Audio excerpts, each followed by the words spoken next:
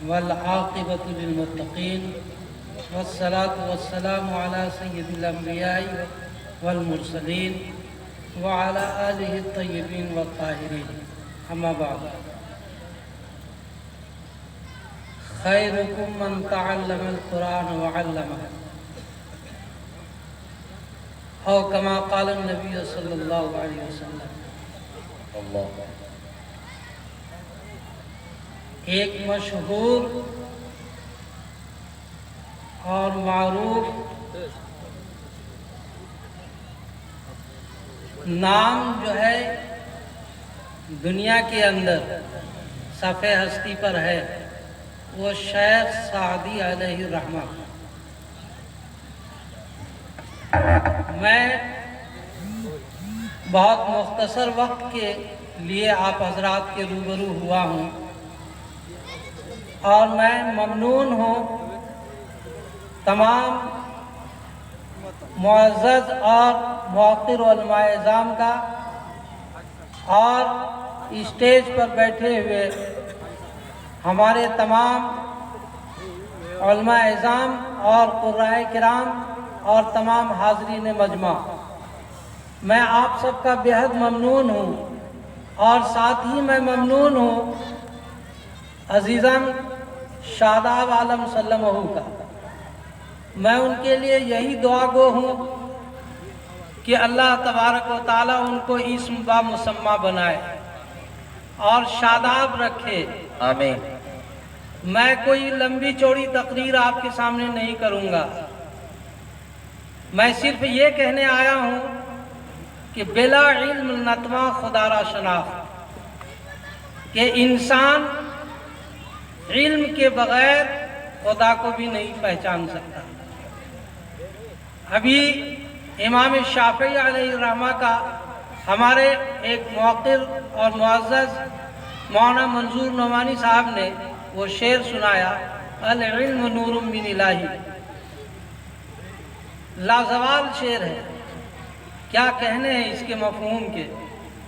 میں اس کے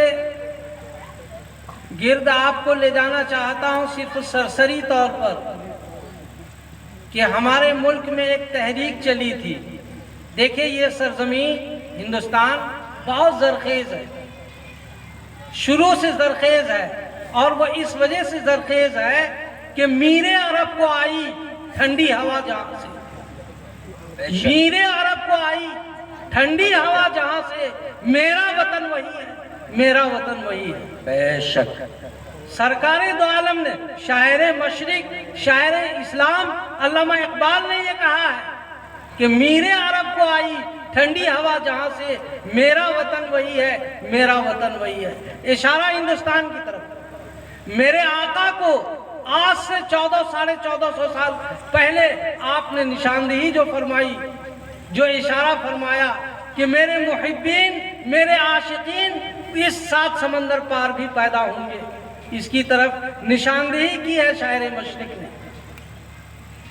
کیا بات کہی ہے جناب۔ تو بہرکیف میں آپ کو یہ بتانا چاہتا ہوں کہ علم ایک لازوال نعمت ہے، ایک ایسی دولت ہے جو نہ چورانے سے کبھی چوری ہوتا ہے اور نہ خرچ کرنے سے کبھی یہ گھٹتا ہے۔ سبھی لوگ جانتے ہیں کہ علم جتنا خرچ کیجئے اتنا بڑھتا ہے۔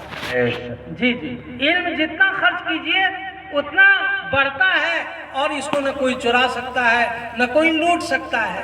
اور یہ ایسی نعمت ہے جو آپ کو عرفان یزداں تک پہنچاتا ہے، اور یہی وہ نعمت ہے، یہی وہ دولت ہے جو قبر میں روشنی بن کر آپ کو عذاب قبر سے نجات دلاتا ہے۔